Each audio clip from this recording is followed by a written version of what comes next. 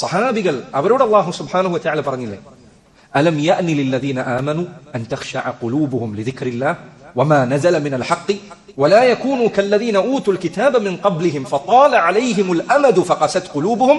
ഇബ്നു മസ്ഊദ് അദ്ദേഹം പറയുന്നു, ഖുർആൻ അല്ലാഹു അവതരിപ്പിച്ചു തുടങ്ങിയതിനു ശേഷം 3-4 വർഷങ്ങൾക്ക് ശേഷം അവതരിച്ച ആയത്താണ്. അല്ലാഹു മുഅ്മിനീങ്ങളോട് പറയുന്നു, അലം യഅനി ലില്ലദീന ആമനു, മുഅ്മിനീങ്ങൾക്ക് സമയമായില്ലേ, അൻ തഖ്ശഅ ഖുലൂബുഹും ലിദിക്രില്ലാഹ്, അല്ലാഹുവിനെ സ്മരിച്ചുകൊണ്ട് ഹൃദയങ്ങൾ ഭയഭക്തിയുള്ളതാകാൻ അവർക്ക് സമയമായില്ലേ. നോക്കൂ, ഈമാൻ കിട്ടി കുറച്ച് സമയം നീങ്ങിയപ്പോഴേക്ക് അല്ലാഹു ഓർമ്മപ്പെടുത്താൻ സമയമായില്ലേ, നന്നാവാനായില്ലേ, ശരിയാകാനായില്ലേ, ഇനിയും എങ്ങോട്ടാണ് ഈ പോകുന്നത്. വലാ യകൂനു കല്ലദീന ഊതുൽ കിതാബ മിൻ ഖബ്ലിഹിം, അവർക്ക് മുൻപ് വേദം നൽകപ്പെട്ടവരെ പോലെ അവരാകരുത്.